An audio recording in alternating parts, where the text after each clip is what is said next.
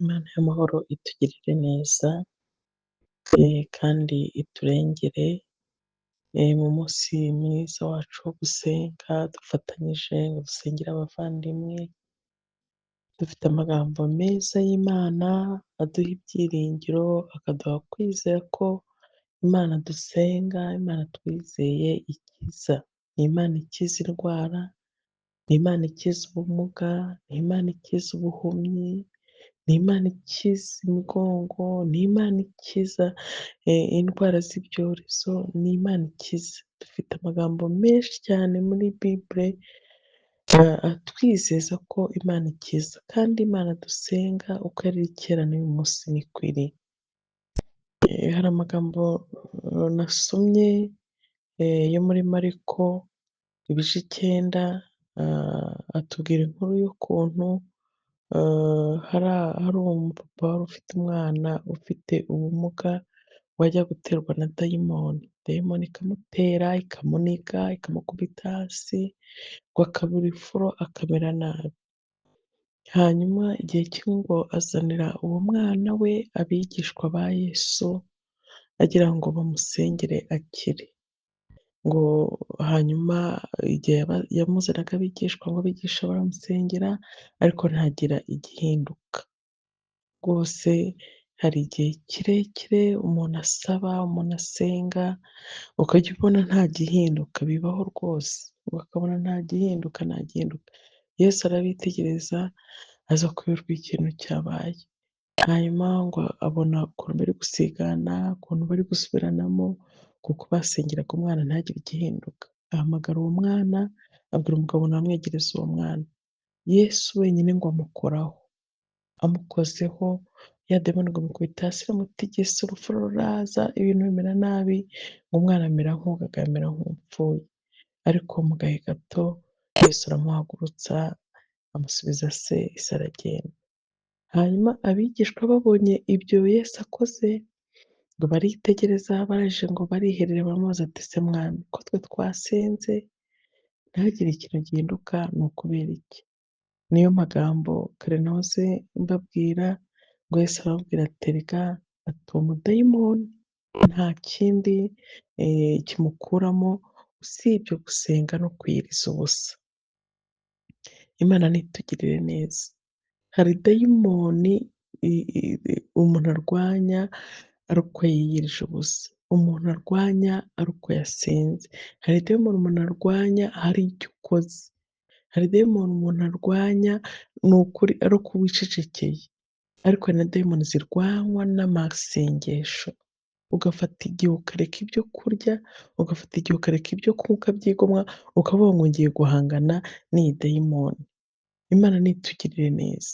Niyo mpamvu mbabwira nshuti ngo mureke tuve mu bintu by'ubunebwe, tuve mu bintu by'akamenyero, tuve mu bintu by'imihango. Umenye ngo dayimoni ndwana nayo imeze ite, irasaba izi imbaraga zingana gute. Imana nitugirire neza. Ese irasaba imbaraga zo kwiyiriza? Ese irasaba imbaraga zo gusenga amasengesho y'iminsi myinshi?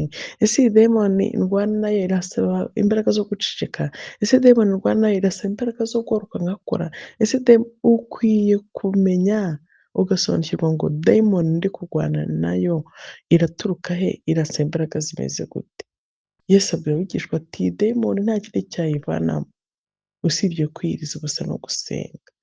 Rero nimureke gusenga ntabwo ari iby'abantu runaka gusa, ahubwo nawe menya urarwana na dayimoni imeze gute, biragusaba izihe mbaraga. Imana nitugirire neza. Yesu ngo acyaha dayimoni ava mu mwana, umwana aba muzima. Ndababwira ngo hari imbaraga z'Imana zikiza, hari imbaraga z'Imana zizura, hari imbaraga z'Imana zihindura ubuzima, hari imbaraga z'Imana zikora ibyananiye abantu, hari imbaraga z'Imana zikora ibyananiye abaganga, hari imbaraga z'Imana zikora. Abigishwa si uko abigishwa batari basanzwe basengera abantu, si uko abigishwa batari basanzwe hari imirimo n'ibitangaza Imana ibakoresha, ariko muri icyo gihe ntabwo imbaraga zabo zari zihagije kugira ngo zigire icyo zihindura kuri uwo mwana. Hari hakenewe izindi mbaraga z'umwami wacu Yesu Kristo. Imana nitugirire neza. Ushobora kuba uburwayi ufite hakenewe izindi mbaraga. Abaganga baragerageje, abaganga baracyagerageza, nawe waguze imiti hirya no hino, nta kuntu tutagenje, ariko hari izindi mbaraga zikenewe hejuru y'abaganga. Dukwiye gusobanukirwa iki kintu. Hari izindi mbaraga zikenewe hejuru y'imiti runaka twahawe turi gufata. Imana nitugirire neza.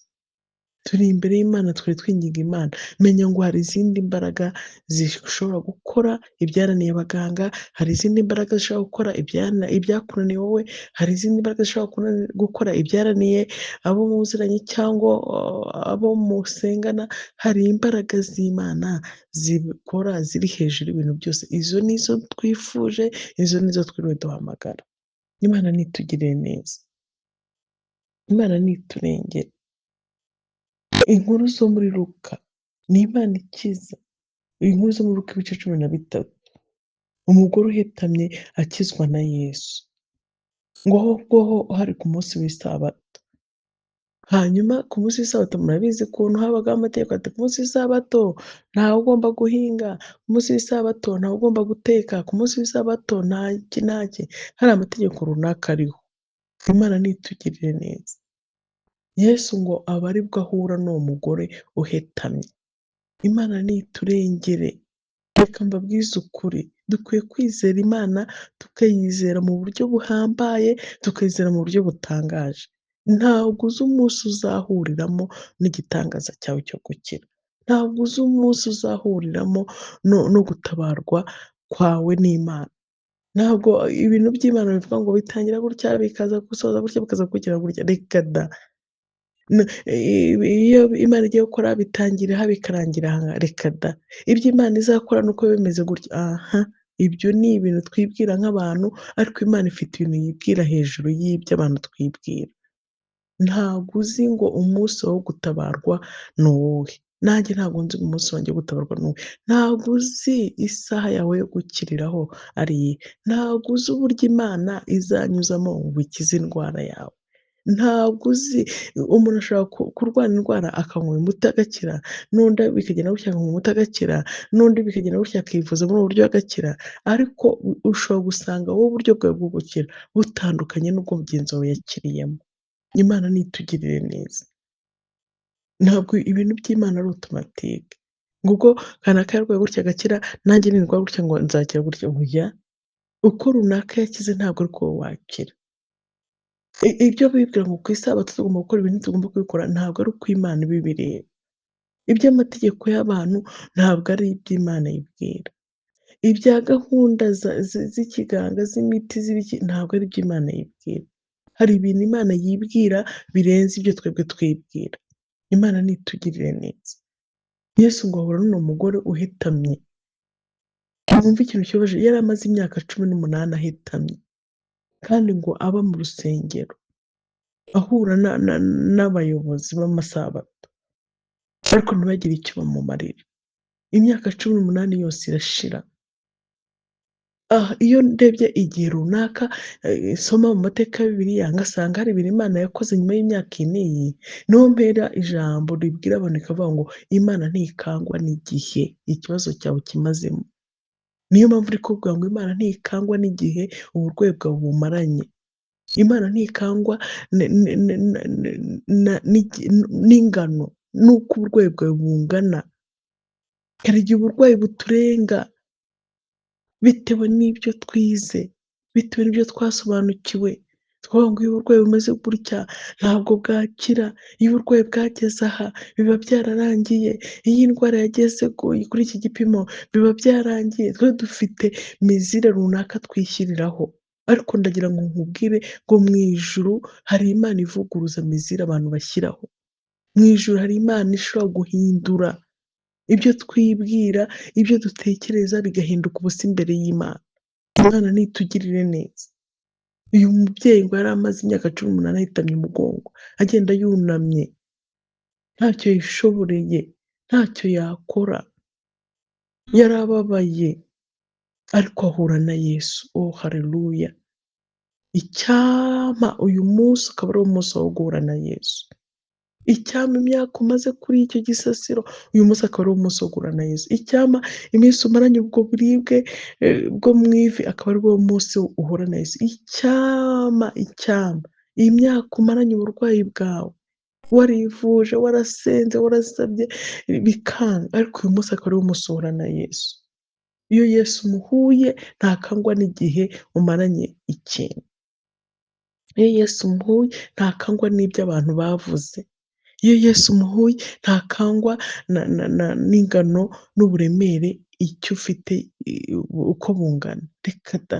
Ni umugabo udakangwa na biracitse, ni umugabo udakangwa n'ikibazo runaka, ni umugabo udakangwa n'igihe, ni umugabo uhaguruka ntihagire umwicaza.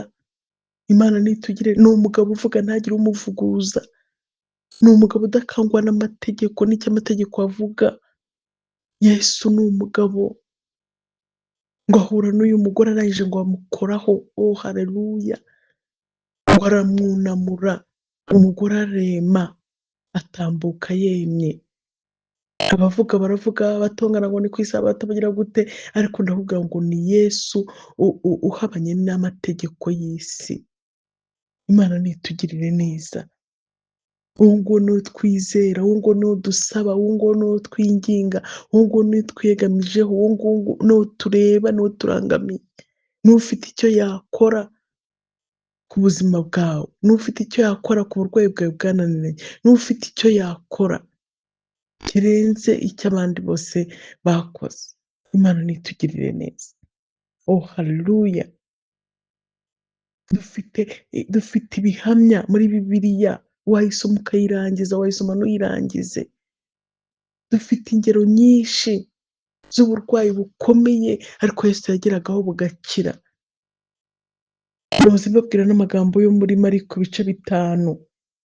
Yesu ahura n'uyu mugore umaze imyaka 12 ari umugongo, ngo yarivuje hirya no hino, abavuzi baramumazeho ibye, ariko umunsi umwe, oh haleluya, ku itariki itazibagirana ku buzima bw'uriya mugore, ahura n'umugabo witwa Yesu.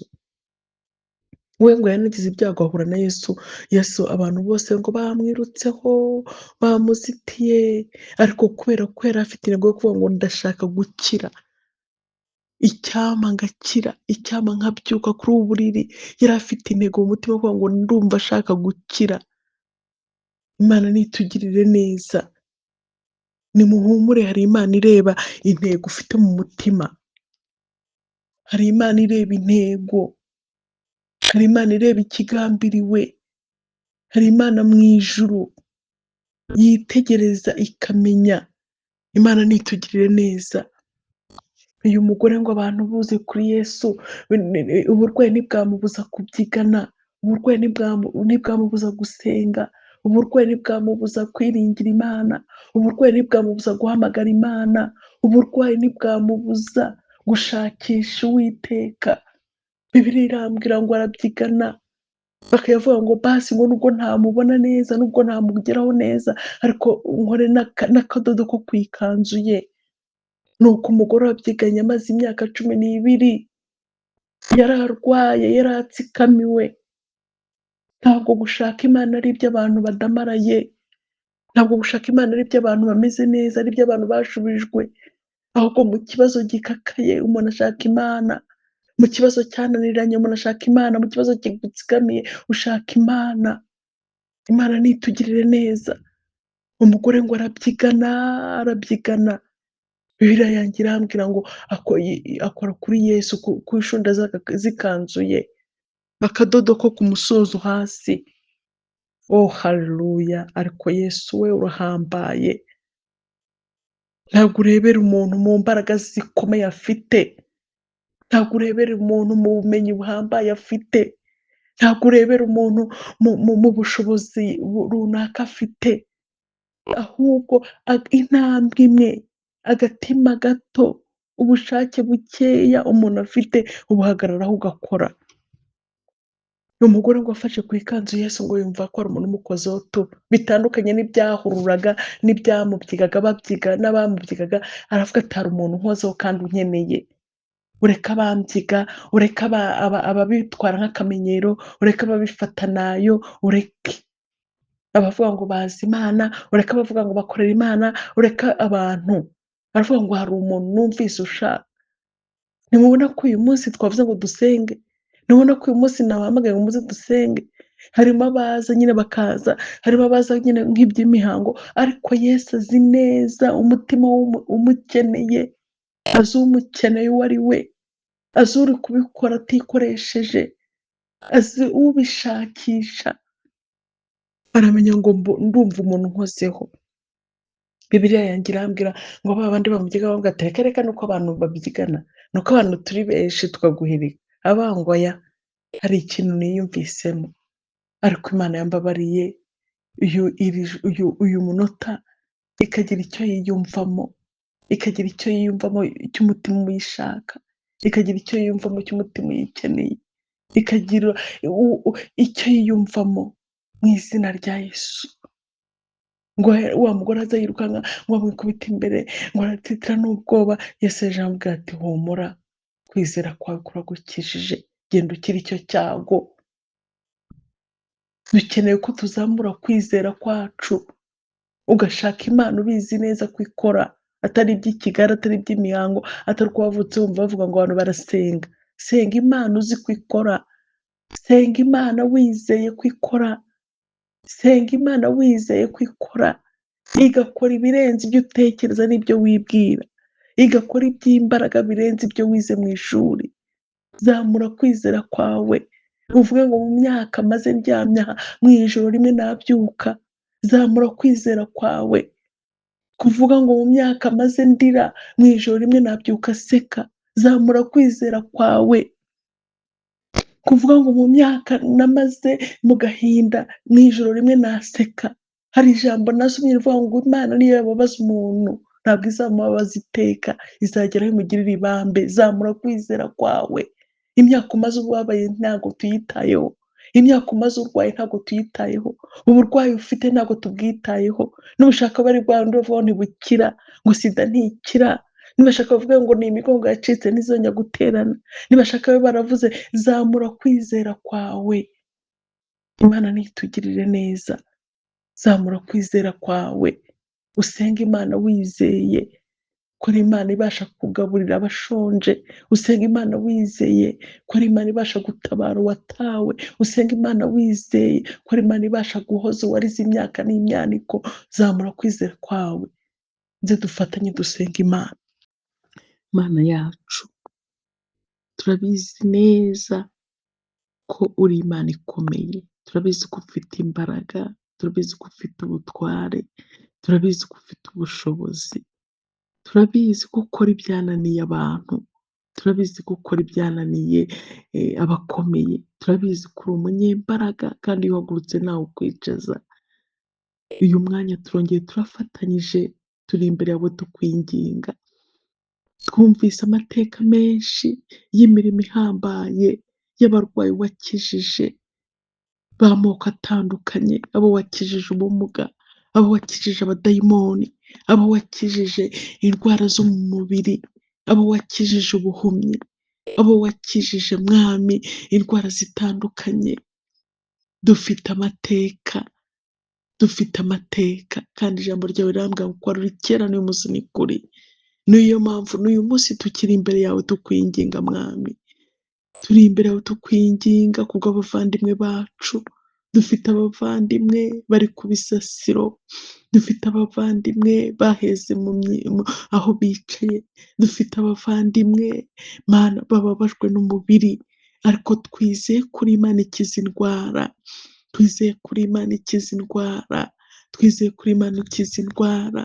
Mu izina rya Yesu turagusabye ngo urambure ukuboko kwawe gukiza, ukurambure kuri aba barwayi mu izina rya Yesu Kristo. Mana kiza izi ndwara zo mu mubiri, Mana kiza izi ndwara zatewe n'amagisida, Mana kiza izi ndwara za karande, Mana kiza izi ndwara za hereditere, Mana kiza izi ndwara z'amarozi, Mana kiza izi ndwara, urabishoboye. Rambura ukuboko kwawe gukiza, ukore ku mitwe y'aba bantu, rambura ukuboko ukuboko kwawe gukiza, ukore ku migongo y'aba bantu, rambura ukuboko gukiza, ukore mu gatuza kw'aba bantu, rambura ukuboko kwawe gukiza, ukore ku nda z'aba bantu, rambura ukuboko kwawe gukiza, ukore ku maguru y'aba bantu, rambura ukuboko kwawe gukiza, ukore mu mavi y'aba bantu, rambura ukuboko kwawe gukiza, ukore ku birenge by'aba bantu, rambura ukuboko gukiza mu izina rya Yesu, rambura ukuboko kwawe gukiza, tanga gukira mwami, tanga gukira Elishadayi, tanga gukira turabigusabye mu izina rya Yesu Kristo. Mana, muri iyi minsi ya Pasika aho twibuka amaraso yawe Kristo, ya yandi wavuye ku musaraba i Gologota, ayo ngayo niyo twinginze ngo yivange n'imisokoro y'aba barwayi mu izina rya Yesu, ya yandi mwami yatonyangiye ku mpumyi ikabona mu izina rya Yesu Kristo, duhamagaye ayo maraso ngo yivange n'amaraso y'abarwayi bacu, duhamagaye amaraso ya Yesu Kristo ngo yivange n'amaraso y'aba barwayi aho baryamye, duhamagaye amaraso ya Yesu Kristo ngo yivange n'aba barwayi mu izina rya Yesu. Tumve inkuru yo gukira mwana, kiza aba barwayi turabigusabye kandi urabishoboye. Hari indwara zananiranye, hari indwara zaduteye ubwoba, hari indwara zatumye imitima yacu yikuba, twashyizeho n'akadomo turavuga ngo ntibishoboka, twashyizeho n'akadomo turavuga ngo ni aha ngaha birangiriye, ariko kuri wowe ntabwo bijya birangira, aho umwana w'umuntu azi ko birangiye ujya ubitangira mu izina rya Yesu.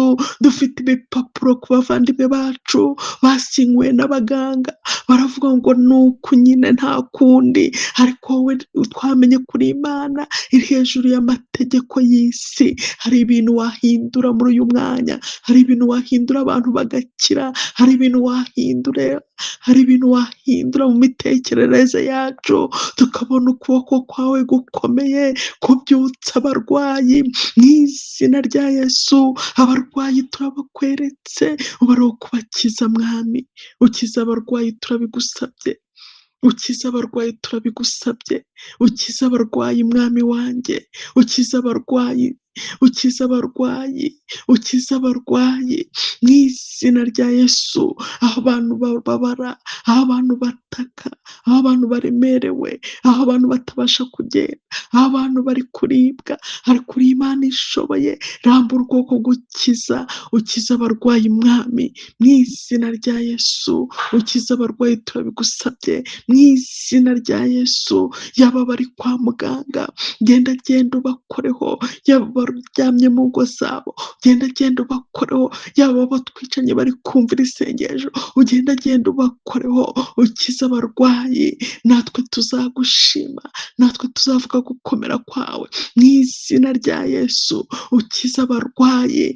manura imbaraga ikiza, reka abantu biyumvemo imbaraga ikiza, reka ikora imirimo n'ibitangaza, manura imbaraga ikiza, manura imbaraga ikiza, abantu bagira ibintu biyumva mu mubiri bihindutse mu izina rya Yesu. Manura imbaraga ikiza, hagira ibintu bihinduka mwami, muri aya masaha hagira ibintu bihinduka, hagira ibintu bihinduka, hagira ibintu bihinduka, abatatambukaga batambuke, hagira ibintu bihinduka, abaticaraga bicare, hagira ibintu bihinduka, abataryaga barye, hagira ibintu bihinduka, abatavugaga bavuge, hagira ibintu bihinduka, abatumvaga bumve, hagira ibintu bihinduka, hagira ibintu bihinduka, hagira ibintu bihinduka, muri uyu mwanya hagira ibihinduka mu izina rya Yesu Kristo, mu izina rya Yesu Kristo hagira ibintu bihinduka, abantu bakira ubuzima, abantu bakire kubaho, abantu bakire gukomera,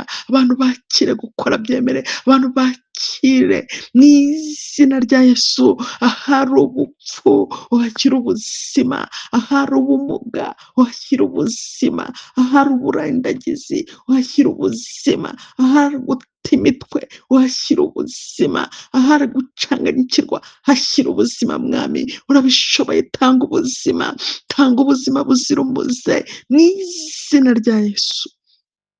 Rambura ukuboko kwawe gukiza mwami, ni wowe twizeye kurenza ibindi byose, ni wowe duhanze amaso kandi tuzi ko ushoboye, mu gihe cyawe, mu gihe gikwiriye ujya ukora iby'imbaraga. Rambura ukuboko kwawe gukiza, twumve inkuru mu matwi yacu, twumve inkuru mu matwi yacu ko hari ibyashobotse, abantu batangire bahimbaze Imana yaremye ijuru n'isi kubw'imirimo yawe ihambaye, mu izina rya Yesu, mu izina rya Yesu, amen.